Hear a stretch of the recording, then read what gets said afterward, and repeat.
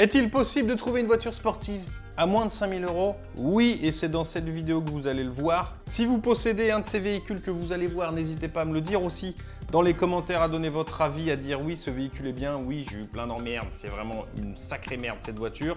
N'hésitez pas, c'est important pour ceux qui choisissent et qui cherchent ce genre de voiture à ce genre de budget. Et puis, bien entendu, si vous avez une des voitures qui est dedans, n'hésitez pas à me contacter.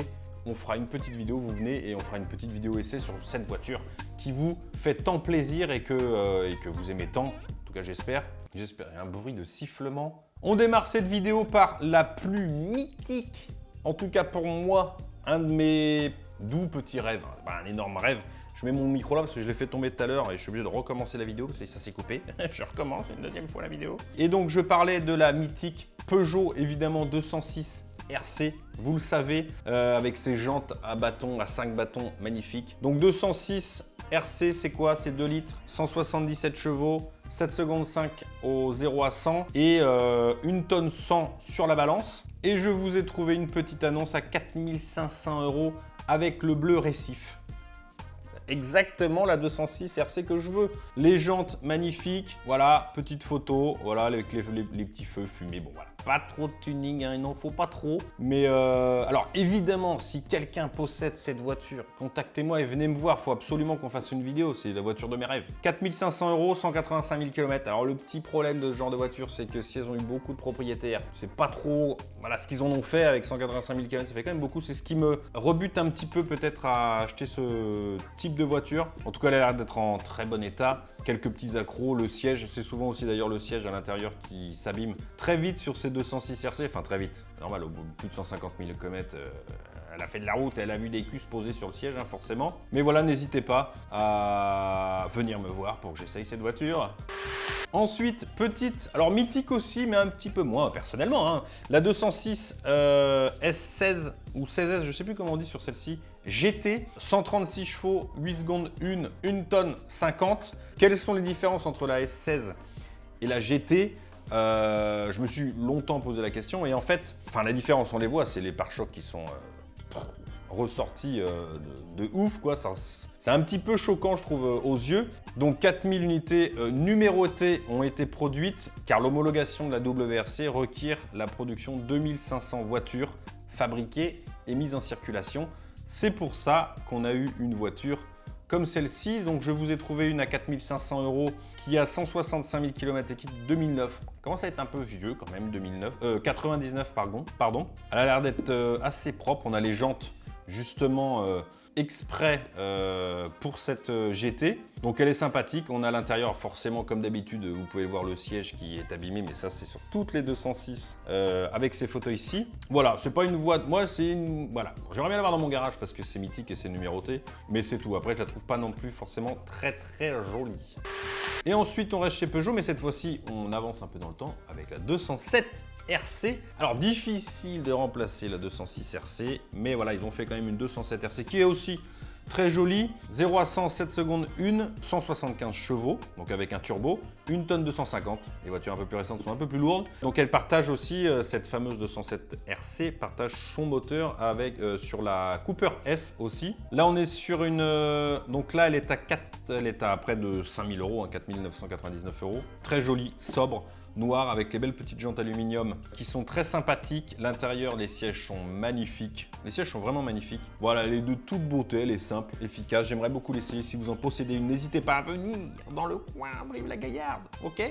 165 000 km de 2007. Elle est vendue par un garage, donc voilà. A priori, pas de souci. Méfiez-vous quand même des garages, des revendeurs surtout. Petit aparté, si vous allez chercher une voiture et que vous vous retrouvez devant un vendeur qui a une dizaine de voitures dans une cour avec un bungalow, méfiez-vous quand même. Je ne veux pas faire de problème, je ne veux pas me mettre des gens à dos, mais méfiez-vous. Il vaut mieux acheter dans un garage avec beaucoup de voitures en stock qui vous donnent confiance déjà avec toutes les factures, voilà, parce que les petits revendeurs ils peuvent faire des factures des fois fausses, ça m'est arrivé, et dire que la distribution est faite alors qu'elle n'est pas faite. Méfiez-vous. Ensuite, on part chez Renault avec une Clio 2 RS phase 2, 172 chevaux, 7 secondes 3, 1 tonne 100 sur la balance, messieurs dames. Là, elle est grise, elle est voilà.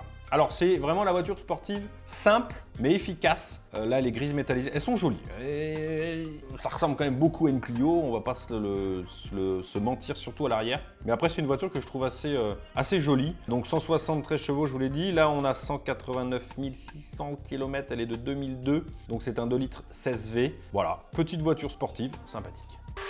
Et ensuite, pourquoi pas une Suzuki Swift Sport, messieurs, dames? Bah bien sûr que oui. Avec la Suzuki Swift Sport, vous êtes heureux. 5000 € celle-ci, très belle en plus, noire. Les petites jantes alu sympathiques. Franchement, elle est très jolie cette voiture. En tout cas, de cette couleur et avec le toit, je crois qu'il est blanc ou gris, je vois pas trop bien. 136 chevaux, 1,6 litre, 5000 €, mais l'avantage d'une Suzuki, c'est que c'est 77 000 km et elle est 2013. D'ailleurs, j'en prends pas mes yeux, quoi. De 2013, 77 000 km, quoi. 5000 €. Je pense qu'il n'y a pas mieux. Il n'y a pas mieux en termes de kilométrage, d'années et de prix. Un petit peu plus d'une tonne. Donc 100, je vous l'ai dit, 136 chevaux, hein, c'est ça, je me suis pas trompé. Ouais, 136 chevaux avec un petit turbo. C'est une petite GTI bien sympathique.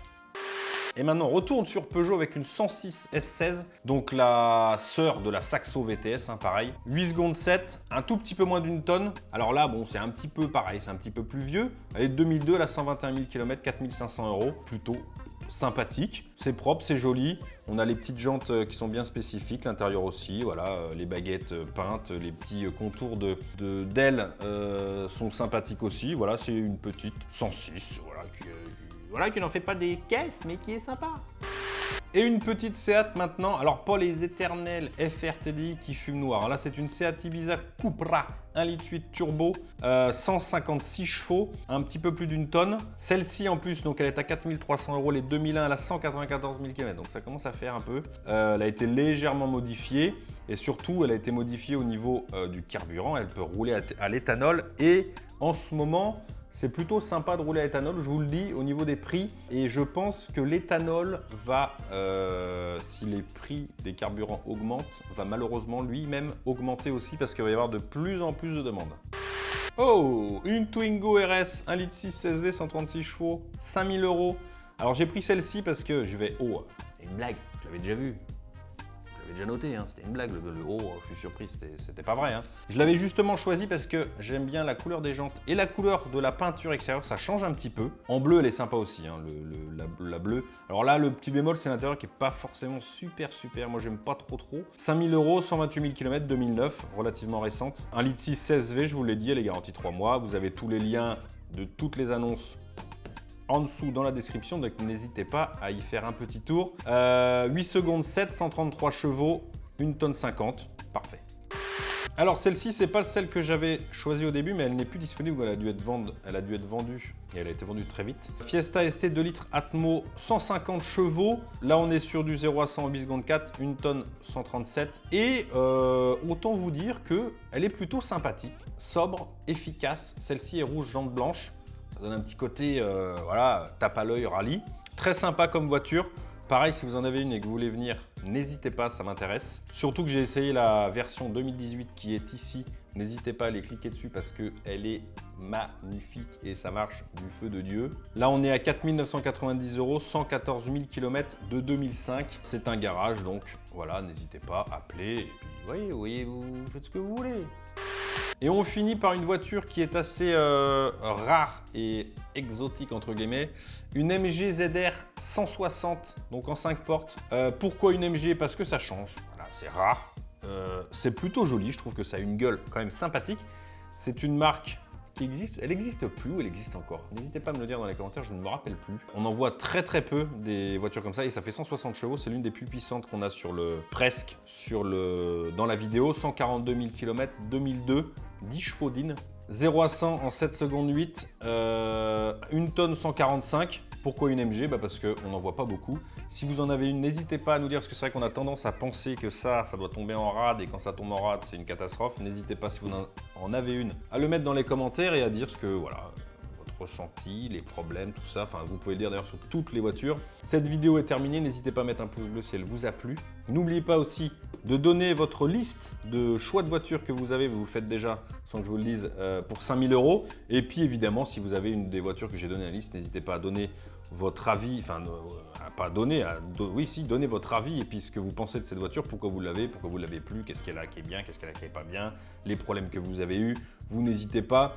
Peut-on faire pour moins de 5000 € et se faire faire plaisir? Je pense que oui, je pense qu'on peut même taper entre du 1500 et du 3000 à retaper. Si vous en voulez une, parce que c'est ce qui m'intéresse, j'aimerais bien peut-être me lancer dans un petit projet comme ça. Si ça vous intéresse que je vous fasse une vidéo sur des véhicules encore moins chers et sportifs, des Mercedes, des 406, enfin il y a des trucs sympathiques qu'on peut se trouver avec des gros moteurs pour ce prix-là, n'hésitez pas à le dire dans les commentaires. Et je vous dis à dimanche prochain pour une nouvelle vidéo. Sur quoi? Sur les pilotes des dimanches. Ciao!